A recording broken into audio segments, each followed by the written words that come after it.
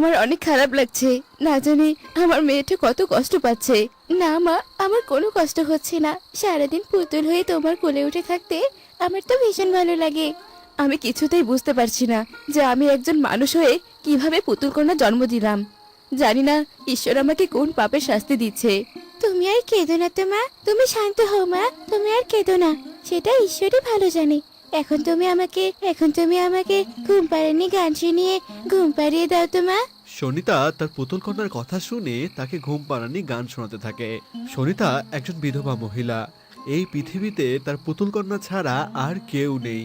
কিন্তু এমন পুতুল কন্যাকে নিয়ে সনিতার যেন দুঃখের শেষ নেই।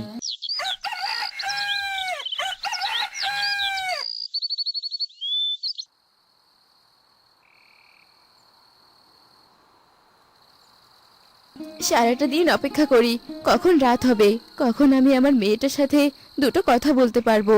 আমিও তো সেই অপেক্ষাই করি মা। আমি তো সারাদিন পাথর হয়ে থাকি, তোমার সাথে কথাই বলতে পারি না। আর রাত হলে বুঝি আমার দেহে প্রাণ আসে, তখনই তোমার সঙ্গে কথা বলতে পারি। হে ঈশ্বর, তুমি আমার মেয়েটাকে স্বাভাবিক করে দাও। আমি যে আর সহ্য করতে পারছি না। কবে যে আমার মেয়েটা সুস্থ এবং স্বাভাবিক হবে। আর এই সব কাণ্ড ভৈরবী মা তার জাদুর আয়নাতে দেখতে পায় এবং বলে ওঠে, এই তো সেই পুতুল কন্যা। এই পুতুল কন্যাকেই তো এতদিন ধরে খুঁজছিলাম আমি। এই পুতুল কন্যাই তো সব শক্তির অধিকারী। একবার যদি এই পুতুল কন্যাকে মানুষ রূপে দিতে পারি, তাহলে আমি আমার বশে ওকে আনতে পারবো। আর এই পুতুল কন্যার সাহায্যে আমি আমার সব সাধনা সফল করতে পারবো। আর এই পৃথিবীকে আমার বশে নিয়ে আসতে পারবো। যখন যা চাইবো তখন তাই পাবো। কিন্তু এই ব্যাপারে তো পুতুল কন্যার মা কিছুই জানে না। জানবেই বা কি করে? ও তো আর আমার মতো ভৈরবী না। তবে পুতুল কন্যা আর পুতুল কন্যার মা, আর দেরি নয়, আমি আসছি তোদেরকে নিতে, আমার নিজের স্বার্থ হাসিল করতে।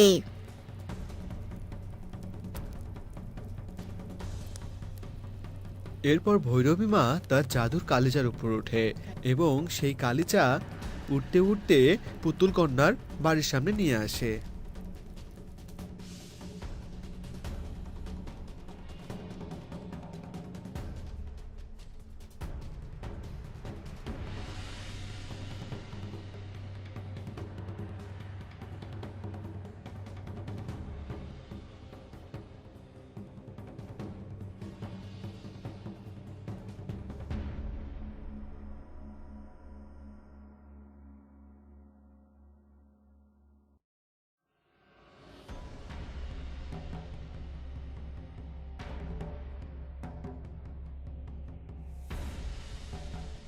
এবং এটা দেখে সনিতা ভীষণ রকম অবাক হয়ে যায় এবং ভৈরবী মাকে বলতে থাকে,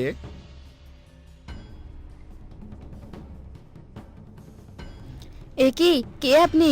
এখানে এলেন কি করে? আর আমার বাড়িতেই বা আপনার কি দরকার? তোর বাড়িতে আমার স্বার্থ হাসিলের অবলম্বন আছে, আর সেটা হলো তোর পুতুল কন্যা। তোর পুতুল কন্যাকে নিতেই আমি এখানে এসেছি। চলে যান, চলে যান বলছি। আপনি আপনি ভুলেও আমার পুতুল কন্যার দিকে নজর দিবেন না। সেটা কি সম্ভব পুতুল কন্যার মা? ভৈরবীর চোখ একবার যার উপর পড়ে সেটা সে নিয়েই ছাড়ে। আর তোর পুতুল কন্যা আমার হাত থেকে কিছুতেই রক্ষা পাবে না। এই কথা বলে ভৈরবী মা সনিতার হাত থেকে তার পুতুল কন্যাকে কেড়ে নেয়। আর পুতুল কন্যাকে নিয়ে ভৈরবী মা গালিচায় ওঠে এবং সেই গালিচা উড়তে উড়তে চলে যায়।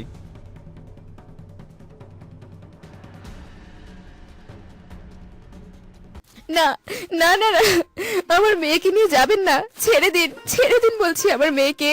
দাঁড়ান, দাঁড়ান বলছি। হায় ঈশ্বর, এটা কি হয়ে গেল? কোথায় চলে গেল ভৈরবী মা আমার মেয়েকে নিয়ে? এবার আমি কি করব?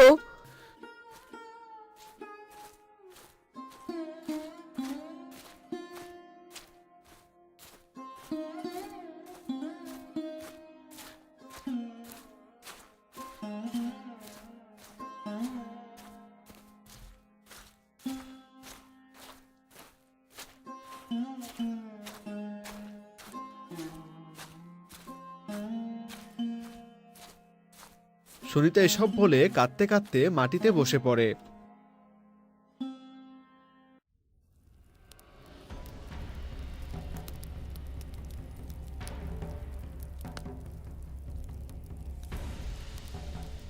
এই তো পুতুল কন্যাকে আমার হাতে পেয়েছি। এবার এই পুতুল কন্যাকে মানুষ রূপে পরিণত করব, আর তার জন্য আমাকে মহাযজ্ঞ করতে হবে, এবং তারপরেই আমার অর্ধেক কাজ সম্পূর্ণ হবে।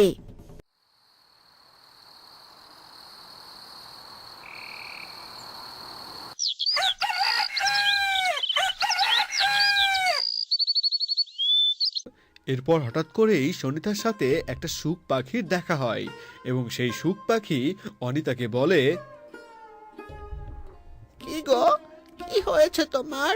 তুমি এমন ভাবে কান্না কেন করছো? এরপর সনিতা শুক পাখিকে সমস্ত কথা খুলে বলে এবং এসব শুনে শুক পাখির ভীষণ রকম মায়া হয়। সত্যি ওই ভৈরবী মা অনেক খারাপ। একটা মায়ের কাছ থেকে সন্তানকে কেড়ে নিতেও ও একটুও মায়া করলো না। তুমি ভেবো না সুনিতা, তুমি চলো, আমি তোমাকে ওই সুখ পাখি ওই ভৈরবী মায়ের কাছে নিয়ে যাচ্ছি। এইসব কথা বলেই শুক পাখি একটা বড় পাখিতে পরিণত হয়।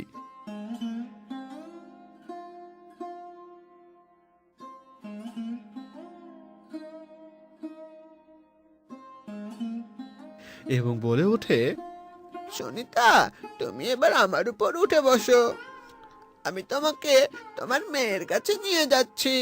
এরপর সনিতা সেই শুক পাখিটির উপর উঠে বসে আর শুক পাখি উঠতে শুরু করে।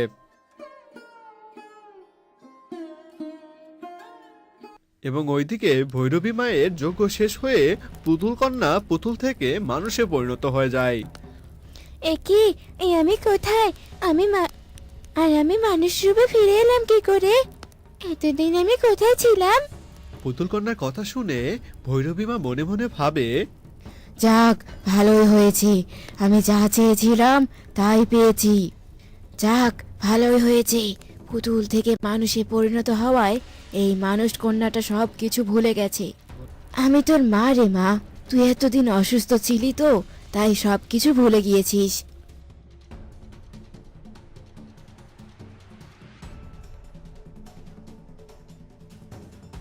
ভৈরবী মায়ের সেই সব কথা শেষ হতে না হতেই শুক পাখি সনিতাকে নিয়ে সেখানে চলে আসে। আর সনিতা তার পুতুল কন্যাকে মানুষ রূপে দেখে একেবারে অবাক হয়ে যায়। এ কি, আমার কন্যা কোথায়? এই মেয়েটাকে দেখে তো আমার কন্যার মতনই লাগছে, তবে কি এই মেয়েটাই আমার কন্যা? চুপ কর, কে তোর মেয়ে? এ আমার মেয়ে পুতুল, তুই চলে যা এখান থেকে। একদমই আমার মেয়েকে ভুল বোঝাতে আসবি না। আহা, তোমরা দুজন কি শুরু করেছো? তোমরা দুজনই আমাকে মেয়ে বলে দাবি করছো, কিন্তু আমি কি করে বুঝবো যে আমি সত্যি সত্যি কার মেয়ে? পুতুল, আমি তোমাকে সত্যি কথাটা বলছি। এই সনিতা হলো তোমার আসল মা, আর ওই ভৈরবী মা খুব দুষ্টু। ও তোমাকে ওর স্বার্থ সিদ্ধির জন্য নিয়ে এসেছে, কারণ তুমি যে দৈব শক্তির অধিকারী। শয়তান পাখি, দিলি তো সত্যিটা বলে, তবে আজ আর তোর কোনো রক্ষা নেই। আজ আমি তোকে ধ্বংস করে ফেলবো। এইসব কথা বলে ভৈরবী মা যেই না পাখিটার ওপর দৈব শক্তি প্রয়োগ করতে যাবে, ঠিক তখনই পুতুল তার চোখ দিয়ে ভৈরবী মাকে ভস্ম করে দেয়।